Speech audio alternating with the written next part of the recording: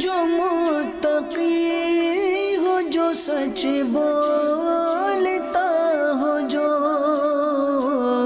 احسان کرے لوگوں پہ، مجھے ایسا بنا دے، احسان کرے لوگوں پہ، مجھے ایسا بنا دے۔ الحمدللہ رب العالمین والصلاة والسلام علی سید المرسلین، اما بعد فاعوذ باللہ من الشیطان الرجیم، بسم اللہ الرحمن الرحیم۔ الصلاة والسلام علیک یا رسول اللہ، الصلاة والسلام علیک یا حبیب اللہ، الصلاة والسلام علیک یا نبی اللہ وعلی آلک وصحابک یا نور اللہ۔ مدنی چینل کے ناظرین، الحمدللہ عز وجل ایک بار پھر سلسلہ احکام تجارت کے ساتھ حاضر ہیں۔ جیسے کہ سلسلے کا ہمارا عنوان اور ایک جو طریقہ کار ہے وہ یہی ہے کہ بزنس سے متعلق، ٹریڈ سے متعلق، خرید و فروخت سے متعلق، مالی لین دین سے متعلق، اگر آپ ملازمت کرتے ہیں تو جاب کے حوالے سے کوئی سوال آپ کے ذہن میں ہو جس پہ آپ چاہتے ہو قرآن و سنت کی روشنی میں شرعی رہنمائی مل جائے، ایک مستند رہنمائی مل جائے شرعی طور پر، تو الحمدللہ ہمارا یہ سلسلہ اسی حوالے سے ہم بڑھتے ہیں کالز کی طرف۔ پہلی کال شامل سلسلہ کرتے ہیں اور دیکھتے ہیں ہم سے کیا پوچھا جا، مفتی صاحب سے کیا پوچھا جا رہا ہے، اور پھر مفتی صاحب سے انشاءاللہ جواب بھی لیتے ہیں۔ جی، کوئی پلمبر سے کام کرائیں اور اس کو یہ کہہ دیں کہ جو بھی سامان ہو آپ لے کر آ جاؤ، اور پھر جو بھی بل بنے وہ ہم سے آپ لے لینا، اور اس کو الگ سے مزدوری اس کی دے دیتے ہیں جو وہ کام کرتا ہے۔ کیا یہ صورت جائز ہے؟ ٹھیک۔ الحمدللہ رب العالمین والصلاة والسلام علی سید الانبیاء والمرسلین، اما بعد فاعوذ باللہ من الشیطان الرجیم، بسم اللہ الرحمن الرحیم۔ پلمبر کے ساتھ جب آپ کام کروا رہے ہیں، ایک تو آپ کا اس کے ساتھ ایگریمنٹ بنیادی طور پر یہ ہوگا کہ اس نے جو کام اس کو ملا ہے وہ کرنا ہے۔ اب رہا معاملہ سامان کی خریداری کا، اگر یہ طے کیا ہے اس کے ساتھ کہ آپ نے سامان بھی خرید کر لے کر آنا ہے تب بھی ٹھیک ہے۔ بعض لوگ یہ کہہ دیتے ہیں کہ بس صرف ہمیں اس دن کے دہاڑے دے دیجیے گا کہ جس دن ہم سامان خریدنے جائیں گے، اور رضامندی کے ساتھ یہ طے ہو جاتا ہے تب بھی یہ درست ہے۔ آپ کا سوال تو مکمل ہوا، لیکن اب پلمبر کی طرف بھی جھانک لیتے تھوڑا سا۔ پلمبر کو بھی کیا کرنا چاہیے، یا پلمبر ہو، کارپینٹر ہو، الیکٹریشین ہو، اس طرح کے جو لوگ ہوتے ہیں جب انہیں بھیجا جاتا ہے بھی سامان لے کر آ جاؤ، جب وہ خود جاتے ہیں، مالک ساتھ نہیں جاتا، تو ایسی صورت میں وہ قطعی طور پر بھی دکاندار سے کمیشن یا پیسے وصول نہیں کر سکتے، اوور بل نہیں بنا سکتے کہ جناب ہم آپ کے پاس آئے ہیں سامان خریدنے کے لیے، بل اتنے کا بنا دو اور پیسے اتنے ادا ہوں گے۔ بل بنے گا مثال کے طور پر 10,000 روپے کا، اور اصل بل بنا ہے 8,000 روپے کا، 8,000 اس کو دیں گے، 2,000 اپنی جیب میں رکھیں گے اور بل مالک کو دے دیں گے، اوپر سے اس سے ایک دہاڑی بھی لے لیں گے یا آنے جانے کا کرایہ بھی لے لیں گے۔ تو یہ جو ہے بددیانتی کے معاملات ہیں، جو بھی اس طرح کا کام کرتا ہے اس کو بچنا ضروری ہے۔ اچھا مفتی صاحب، یہ جیسے سامان خریدنے جاتے ہیں اس میں ایک چیز یہ ہوتی ہے کہ دو کوالٹیز کی چیز مل رہی ہے، یا کئی کیٹیگریز کی چیز مل رہی ہیں، تو انہیں خریداری میں کون سی کیٹیگری لینی چاہیے کہ جس بعض ایسا ہوتا ہے دکاندار کو کسی خاص نوعیت کی چیز میں فائدہ زیادہ ہوتا ہے، ایک کمپنی بنا رہی ہے اس کا پروفٹ ریشیو جو ہے، مارجن ریٹ جو ہے وہ کم ہے، دوسری کمپنی کا مال جو ہے وہ اس پہ پروفٹ ریشیو جو ہے یا مارجن جو ہے وہ زیادہ ہے، اس کی وہ پھر کوالٹی میں بھی فرق ہوتا ہے، تو ان کو اس میں بھی کوئی چیز پیش نظر رکھنی چاہیے؟ دیکھیے رنگ والے ہیں جی، ان سے اگر پوچھا جائے بھی کون سا رنگ استعمال کرنا چاہیے، جی، ان کا فارمولا یہ ہوگا کہ جس میں ٹوکن سب سے زیادہ ہوں گے جی، وہ اس کا نام بتائیں گے کہ بڑا اچھا چل رہا ہے، ایسے ہی بہت اچھا ہے۔ اب وہ مشورہ دینے میں بددیانتی کر رہے ہیں۔ ٹھیک ہے، اس رنگ سے بہتر رنگ موجود ہوتے ہیں، ٹھیک ہے، دیکھتے ہیں کہ آج کل ٹوکن کس کمپنی نے زیادہ دیے ہوئے ہیں، ٹھیک ہے، کون سے پروڈکٹ استعمال ہونی ہے، لاپک پر الگ ٹوکن ہوتے ہیں، رنگ پر الگ ہوتے ہیں، جی، تو مختلف جو ہے وہ کمپنیاں اسکیم نکالتی رہتی ہیں۔ اب وہ مالک کو وہ بتائے گا جس میں اس کا اپنا فائدہ ہے۔ ٹھیک، تو یہ مشورے کی بددیانتی ہے، مشورہ دینے میں بھی دیانت کا مظاہرہ کرنا ضروری ہے۔ اب اسی طریقے سے دکاندار کے پاس اگر کہتا ہے اچھی کون سی ہے، جی، تو دکاندار کو بھی سوچنا چاہیے۔ پیارے آقا علیہ السلام نے ارشاد فرمایا یہ دو غلام ہیں، ان میں سے جو چاہے لے جاؤ۔ ٹھیک، عرض کیا یا رسول اللہ صلی اللہ علیہ وسلم، ان میں سے جو آپ بہتر سمجھیں وہ مجھے دے دیں۔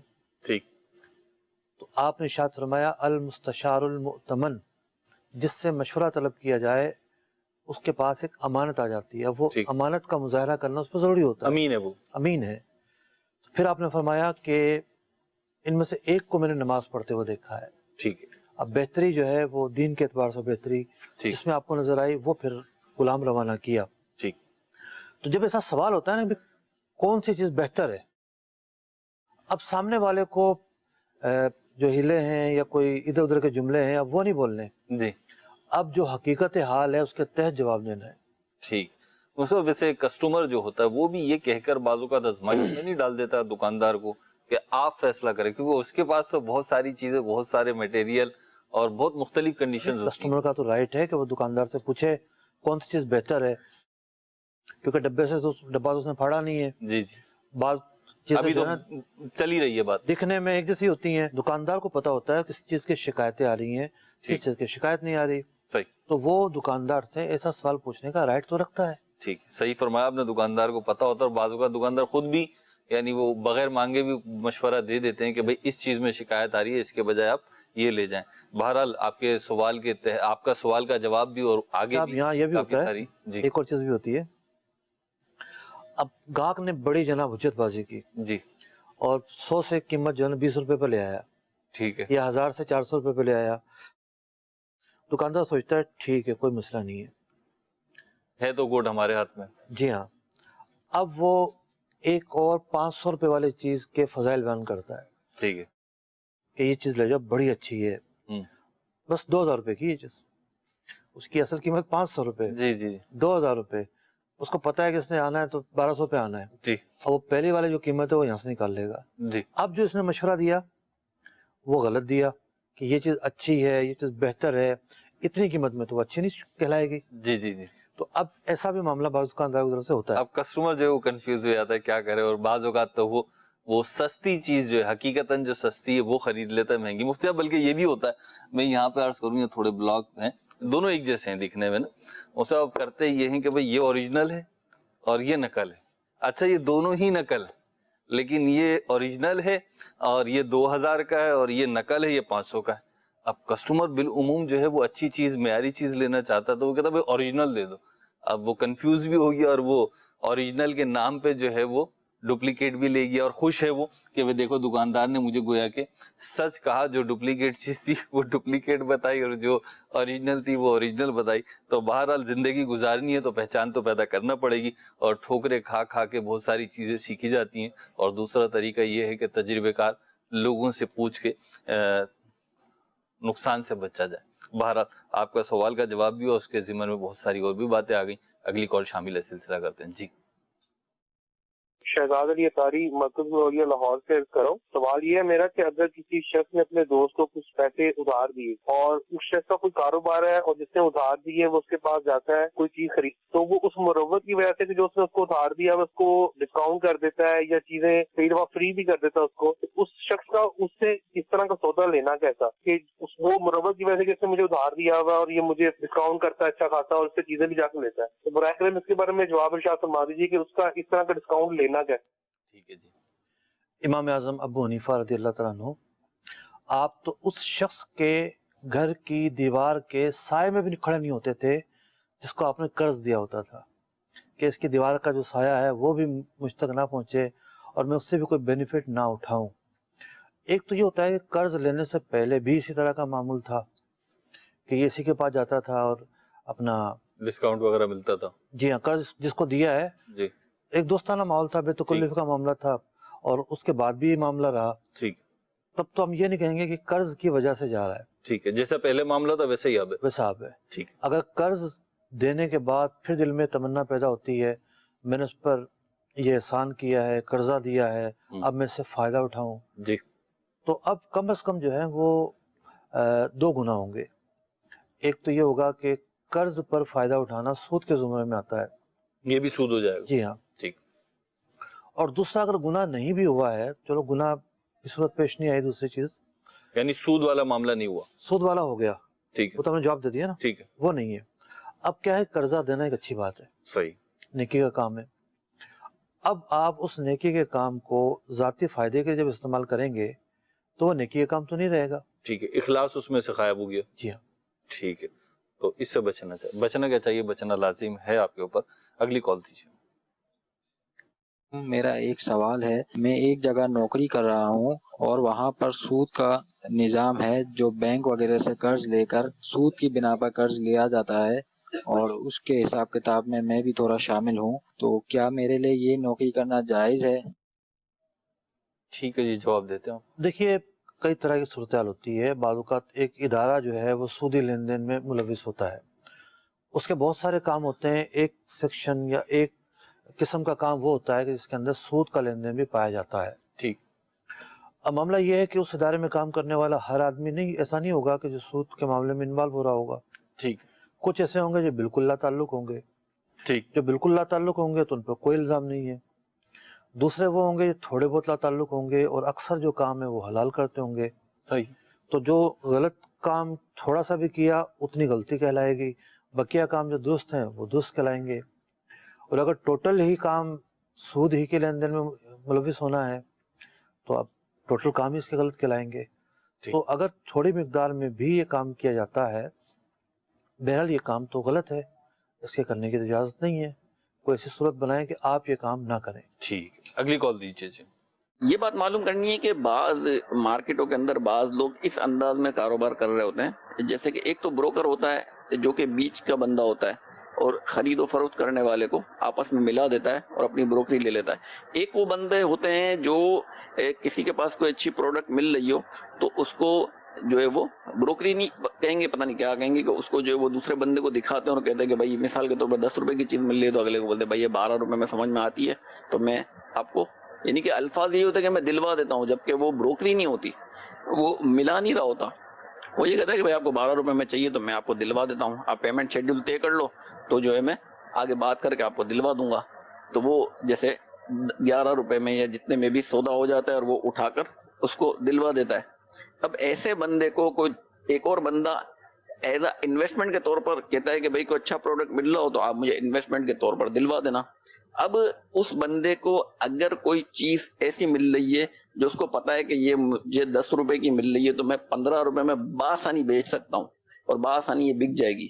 اب انویسٹمنٹ کرنے کا جس نے کہا ہوا ہے اس کو اگر وہ ایز اے انویسٹمنٹ کے طور پر 2 روپے رکھ کے اس شرط پہ دلوا دے کہ بھائی یہ میں آپ کو 12 روپے کی دلوا رہا ہوں, مزید یہ جب آگے نفع دے کر جتنے میں بھی بکے گی تو دونوں کا نفع آدھا آدھا ہوگا, تو اس ایسی صورت میں کام کرنے میں کوئی مذائقہ ہے؟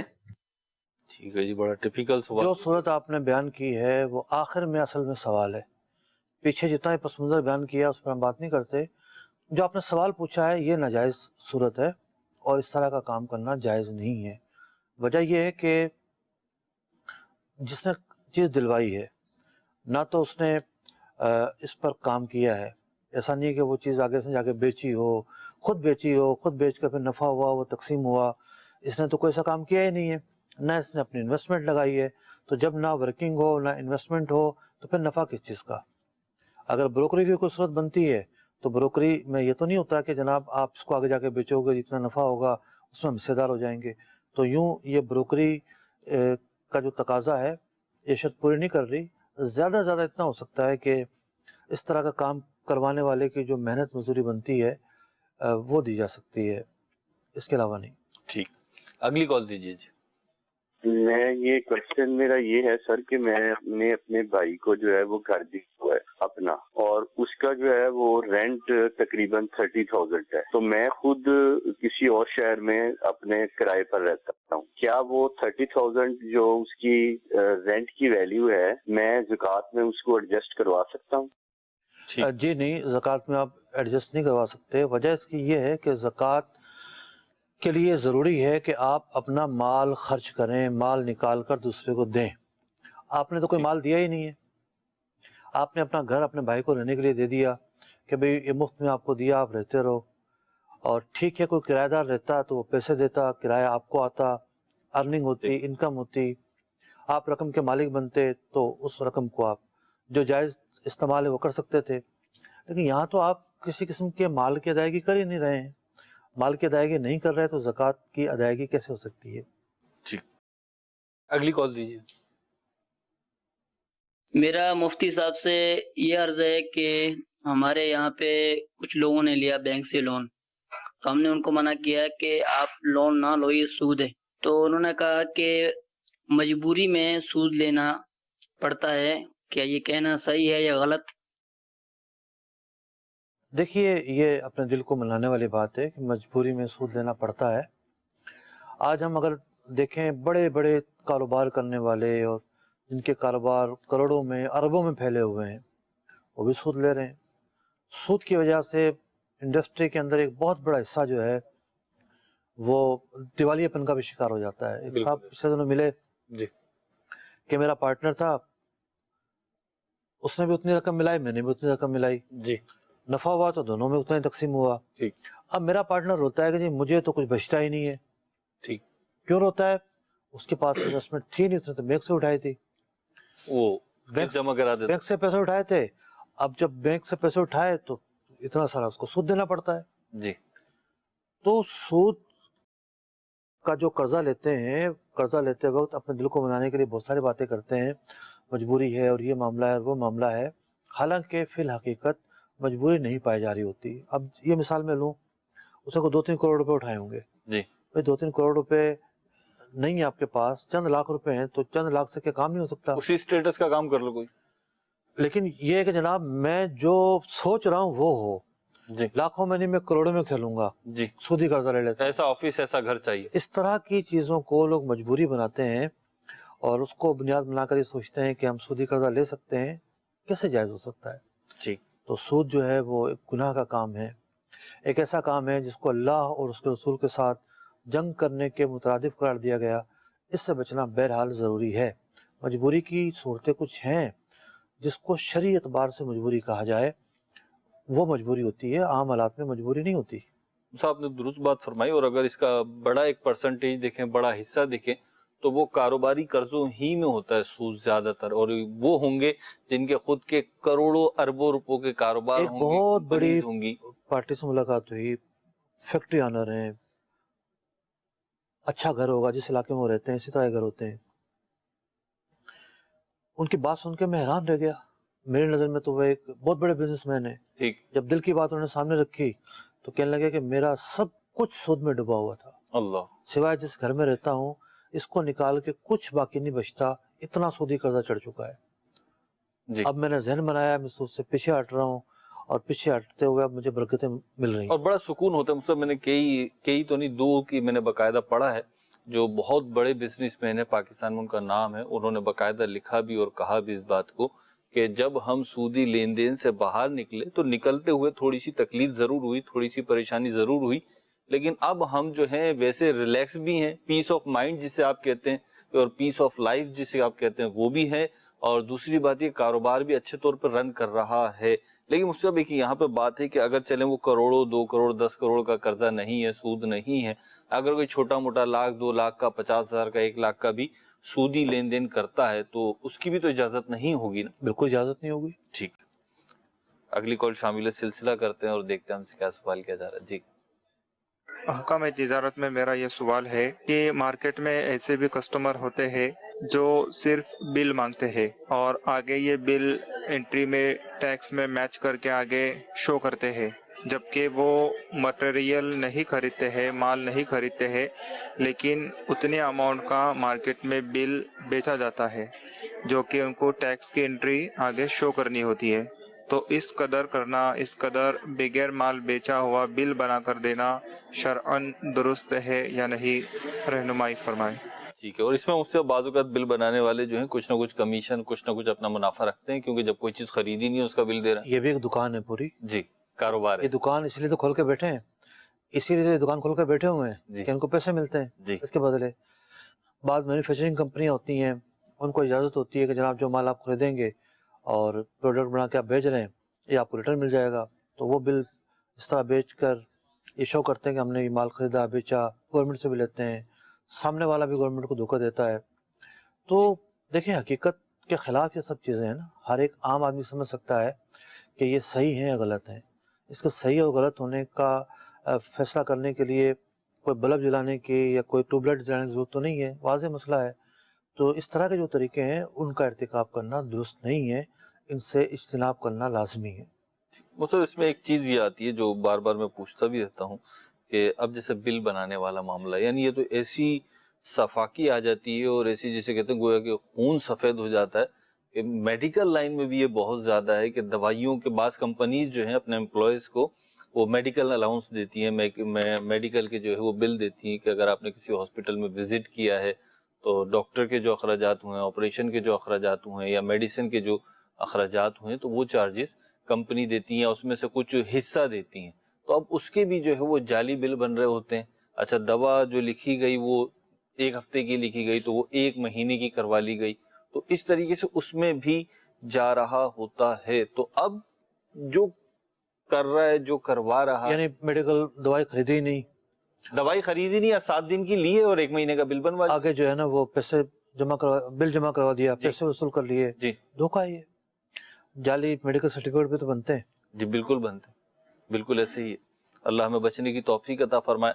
اپنے حصے کی جو نیکی ہے، اپنے حصے کا جو معاشرے میں ایک اچھا قدم ہے اور اچھا دیا ہے وہ ہم بعض لوگ یہ سمجھتے ہیں کہ ہم بہت ہوشیار ہیں، جی سمجھتے اور تو ہم ایسے ہی یہ ہیں۔ کام کر کے کچھ پیسہ وصول کر سکتے ہیں۔ جی کامیابی یہ نہیں ہے کہ آپ نے جو ہے وہ پیسہ وصول کر لیا، ٹھیک، کامیابی یہ ہے کہ آپ وہ پیسہ وصول نہ کریں۔ اس طرح کی جو صفات ہے نا، جی ان صفات کو ایک مرکزی تقسیم بندی میں رکھا گیا ہے، اور اس طرح کی جو صفات ہیں جی مرکزی تقسیم بندی ہے، جیسے ایک تقسیم بندی ہے شجاعت، ٹھیک تو اس طرح کی جو صفات ہیں اس کے نیچے ہیں، صبر اس کے نیچے ہے۔ ٹھیک تو اب کیا ہے کہ ان سے صبر نہیں ہو رہا، ٹھیک یہ بزدل ہیں، ٹھیک ہے، یہ اس چیز پہ صبر نہیں کر صبر نہیں کر پا رہے، موقع ملا ہے، یہ کیوں کر سکتے ہیں، تو شریعت یہ کہتی ہے رکنا چاہیے، صحیح، صبر کریں، قناعت کریں، یہ رک نہیں پاتے۔ یعنی معاذ اللہ گناہ کا موقع ہے تو اب مسلمان کی شان یہی ہے کہ اس سے بچے، اور یہ نہیں بچ پا رہے۔ اب یہ ذہن نہ بنائے کہ بڑے آسانی سے ہم وصول کر سکتے ہیں، کر لیں، جی فائدہ بھی ہے، جی ترغیبات بھی ہیں۔ یہ ذہن بنانا چاہیے اگر شریعت اجازت دیتی ہے، اللہ اور اس کے رسول کی نافرمانی نہیں ہوتی تو کریں گے، ورنہ نہیں کریں گے۔ اور یہ ذہن بن جائے تو ذہن نصیب انشاءاللہ دنیا میں بھی کل بھی سکون ہوگا اور آخرت میں بھی اللہ نے چاہا تو بیڑا پار ہوگا۔ بہرحال اللہ ہمیں بھی علم دین بھی حاصل کرنے کی توفیق عطا فرمائے، پھر اس پر عمل کرنے کی بھی توفیق عطا فرمائے۔ بڑی بنیادی چیز ہے کہ جب شریعت کے مسائل کا پتہ نہیں ہوتا، اللہ اس کے رسول کے احکامات کا پتہ نہیں ہوتا تو اس پہ عمل کیسے ہوگا؟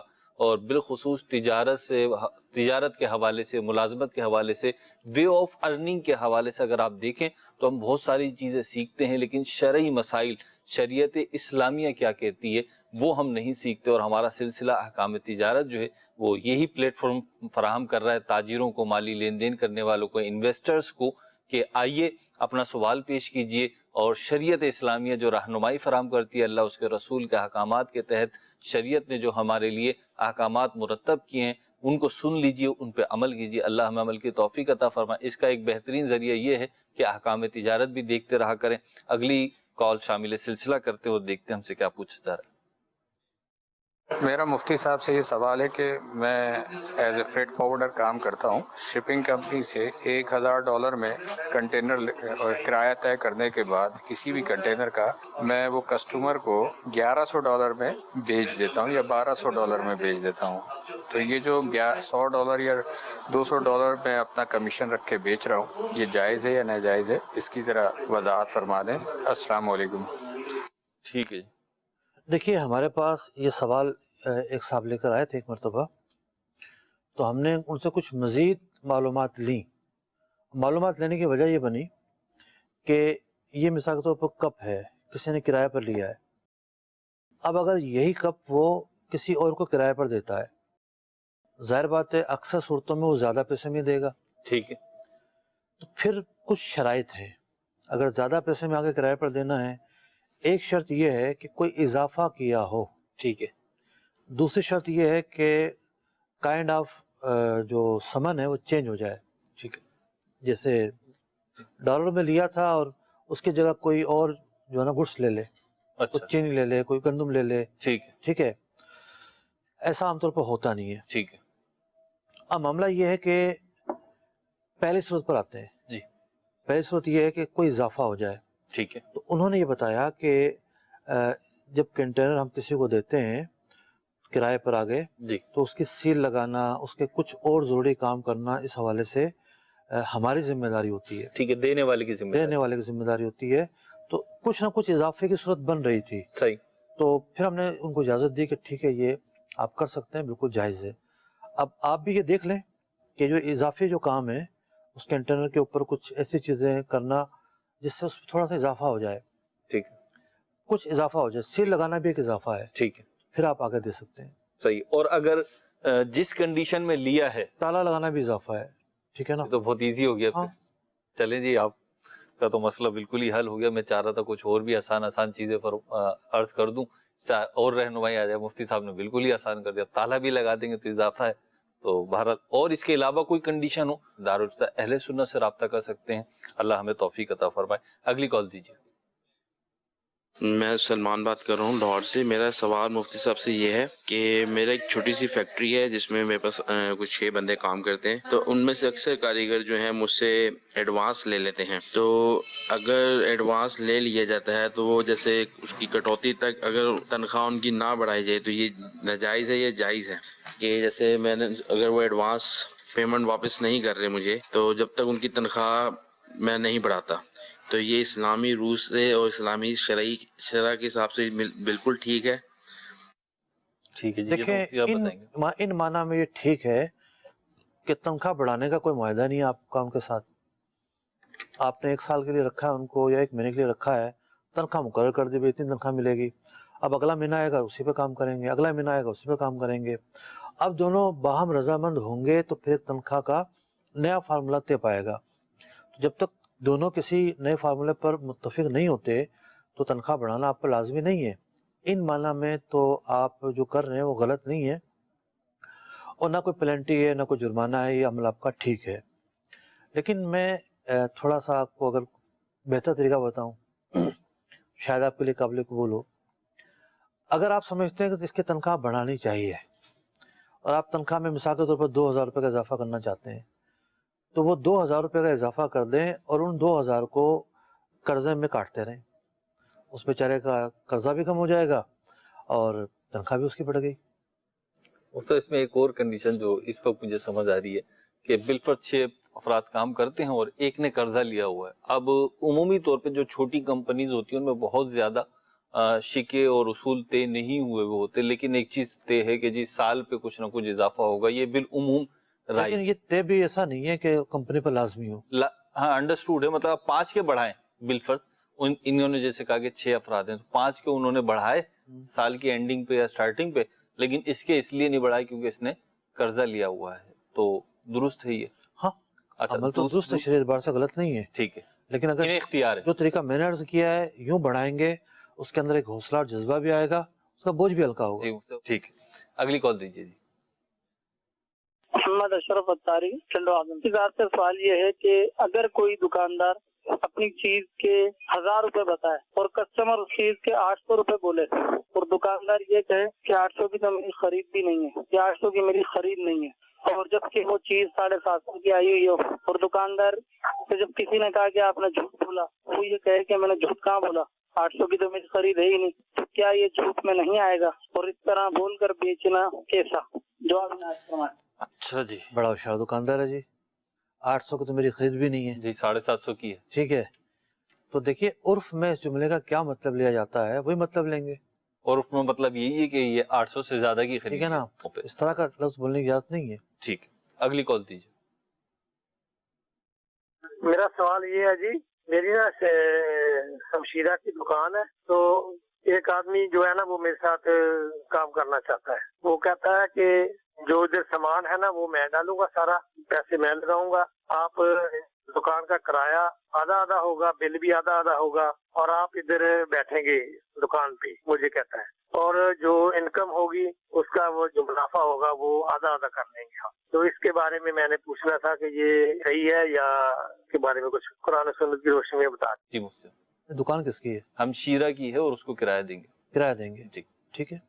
यानी देखें, जब इस तरह काम किया जाता है, एक का पैसा है और एक का काम है, कारोबार कोई भी होता है اس میں نفع کیسے نکالتے ہیں؟ جی نفع ایسا نکالتے ہیں کہ جی اب جو جتنے بھی مال وال بیچ کے پیسے جمع ہوئے ہیں یہ ہٹا لو، یہ کیپٹل پورا ہو گیا. ٹھیک ہے. اب جناب پہلے تو ایکسپینس ادا کیا جاتا ہے نا، ایکسپینس ادا کر دیے، اب کتنے بچے؟ اتنے بچے، اب ہٹا لو، کیپٹل پورا ہو گیا.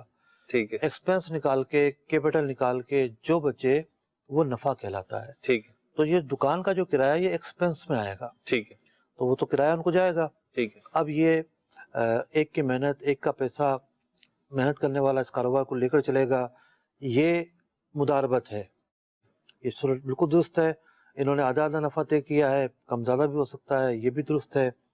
مداربت کے اور بھی اصول و ضوابط ہیں، ان کو پورا کرتے ہوئے یہ اس کاروبار کو جاری رکھ سکتے ہیں. مداربت کے حوالے سے اگر آپ مزید تفصیل سے سننا چاہتے ہیں تو تجارت کورس ایک پورا تربیتی ورکشاپ ہوا تھا. اس کے جو ویڈیو بیانات ہیں دارالفتہ اہل سنت کی ویب سائٹ پر، دارالفتہ اہل سنت کے ویب پیج پر، اپنا اپلیکیشن پر بھی موجود ہیں، وہاں سے بھی آپ اس کی تفصیل سن سکتے ہیں. یہ کتاب رکھی ہوئی ہے، ناظرین بھی سوچ رہے ہوں گے کیوں رکھی ہوئی ہے. آپ کے لیے تحفہ آئی تھی کیونکہ مجھے یہاں کر ہی ملی ہے. جی یہاں پہنچا ہوں تو ملی ہے، میرے اہل سنت کی طرف سے آئی ہے، اور ماشاءاللہ بڑی ضخیم کتاب ہے، اور کوئی جو ہے وہ 600 صفحات ہیں. تو ماشاءاللہ بہت عمدہ کتاب ہے. میری بھی نیت ہے میں پڑھوں گا، اللہ نے چاہا تو جلد از جلد. اللہ ہمیں عمل کی توفیق عطا فرمائے. صلو علی الحبیب صلی اللہ تعالی علی محمد صلی اللہ تعالی علیہ وسلم. تاجر جو متقی ہو، جو سچ بولتا ہو، جو احسان کرے لوگوں پہ، مجھے ایسا بنا دے. احسان کرے لوگوں پہ، مجھے ایسا بنا